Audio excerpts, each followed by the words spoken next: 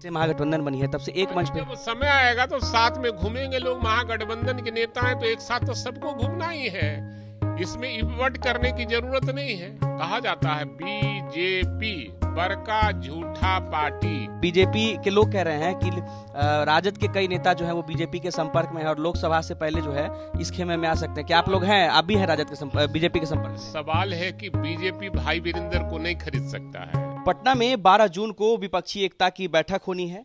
बैठक को लेकर के बीजेपी ने आंदोलन करने का ऐलान किया है और साथ ही साथ महागठबंधन में ही टूट होने की बात भी बीजेपी लगातार कह रही। इस वक्त हमारे साथ राजद के दिग्गज नेता और विधायक भाई वीरेंद्र हैं। भाई वीरेंद्र से हम जानेंगे क्या लग रहा है। बीजेपी जो है उस दिन ऐलान की है कि उस दिन वो 2 दिवसीय धरना करेगी, 11 और 12 को बड़ा आंदोलन करेगी आपके बैठक के खिलाफ में। भ्रष्टाचारियों की बैठक बता रही है। सवाल है कि बीजेपी के पास कोई एजेंडा नहीं है। देश के साथ उसने छल किया है और जो वादे किए थे उस पर वो खड़े नहीं उतरे। न बेरोजगारों को रोजगार दे सके, न किसानों के खेतों में पानी दे सके, न किसानों के उपज का सही दाम दे सके और न महंगाई पर रोक लगा सके हैं। इसलिए मुद्दा विहीन बीजेपी है और बहुत बोलने वाली पार्टी है। और कहा जाता है बीजेपी बड़का झूठा पार्टी, इसलिए बड़का झूठा पार्टी के संबंध में सारे देश के लोग जान गए हैं कि ये क्या चाहती है। इसलिए ये लोग क्या बोलता है उसका कोई जवाब देने कोई जरूरी नहीं। महागठबंधन जो छोटी छोटी गलतियां करती है बीजेपी उस पर जोरदार चुटकी लेती है। जैसे कुछ दिन पहले कन्हैया कुमार और तेजस्वी जी का कार्यक्रम था, कन्हैया कुमार पहुंचे, तेजस्वी नहीं पहुंचे वहां पे, उसको लेकर के विवाद बनाया गया कि महागठबंधन में तो एकता ही नहीं है, कन्हैया और तेजस्वी एक मंच पे क्यों नहीं आते। सबसे बड़ी चीज है माननीय उप मुख्यमंत्री बिहार और नौजवानों का आइकॉन तेजस्वी प्रसाद यादव और आदरणीय मुख्यमंत्री नीतीश कुमार जी आज पूरे देश में हर राज्य का दौरा कर रहे हैं। हो सकता है उस दौरा के कार्यक्रम में यहाँ छूट गया होगा कार्यक्रम, लेकिन महागठबंधन के नेता तो गए थे वहाँ। और महागठबंधन के जब नेता गए हैं तो इसलिए उसमें कोई बात नहीं है। मतलब जब से महागठबंधन बनी है तब से एक मंच पे तेजस्वी और कन्हैया कुमार जो है वो नहीं आ रहे हैं। जब से महागठबंधन बनी है तब से एक मंच पे जब समय आएगा तो साथ में घूमेंगे लोग। महागठबंधन के नेता हैं तो एक साथ तो सबको घूमना ही है, इसमें इपवट करने की जरूरत नहीं है। चलिए एक और सवाल है। बीजेपी के लोग कह रहे हैं कि राजद के कई नेता जो हैं वो बीजेपी के संपर्क में है और लोकसभा से पहले जो है इस खेमे में आ सकते हैं। क्या आप लोग हैं, आप भी हैं राजद के बीजेपी के संपर्क में? सवाल है कि बीजेपी भाई वीरेंद्र को नहीं खरीद सकता है।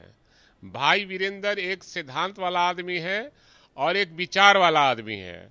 और हम लोग चौधरी चरण सिंह के साथ राजनीति किए हुए हैं, कर्पूरी ठाकुर के सानिध्य में राजनीति किए हैं और आदरणीय लालू प्रसाद यादव के साथ राजनीति और नीतीश कुमार जी के साथ राजनीति किए हैं।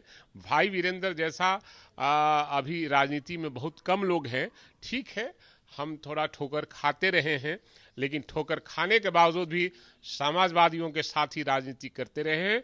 कभी भी ढोंगी पार्टी के साथ भाई वीरेंद्र नहीं जा सकते। बीजेपी ने आपसे संपर्क किया था क्या इस मामले को? अरे भाई बीजेपी क्यों संपर्क करेगा? वो जानता है कि ये ठोका ठेकठाया हुआ आदमी है और लालू जी का खास आदमी है, इसलिए हमसे क्या के लिए संपर्क करेगा। अच्छा एक सवाल और, क्या बीजेपी के लोग आपके संपर्क में, आप राजद के संपर्क में है? बीजेपी के कुछ नेता राजद में? आपको समय बताएगा कि बीजेपी कितने नेता हमारे आरजेडी और महागठबंधन में आने वाले हैं। ये समय का पुकार है और समय के बात है, समय अभी आने दीजिए तो मैं बताऊंगा। आखिरी सवाल, बैठक के बाद क्या होने वाला है, क्या कितना बदलाव आने वाला है? आप जानते हैं, आप तो नौजवान हैं, देश की आज़ादी की लड़ाई जब लड़ी जा रही थी 1942 देश में क्रांति हुआ था और बिहार से ही वो क्रांति शुरू हुआ था। और महात्मा गांधी ने नारा दिया था कि अंग्रेजों भारत छोड़ो, यही बिहार के चंपारण से उन्होंने दिया था। तो देश आज़ाद हमारा हो गया 47 में और 74 के आंदोलन बिहार से ही शुरू हुआ। जननायक ये लोकनायक जयप्रकाश नारायण जी के नेतृत्व में आदरणीय लालू प्रसाद यादव कांग्रेस को हटाने के लिए हुआ था। आप कांग्रेस के समर्थन में? कांग्रेस करना ही एक सिद्धांत की बात कर रहे हैं। जो काला बिल लाया गया था काला बिल जो लाया था, उस काला बिल के खिलाफ में हम भी जेल गए थे और कई ऐसे बड़े नेता लोग गए थे जेल।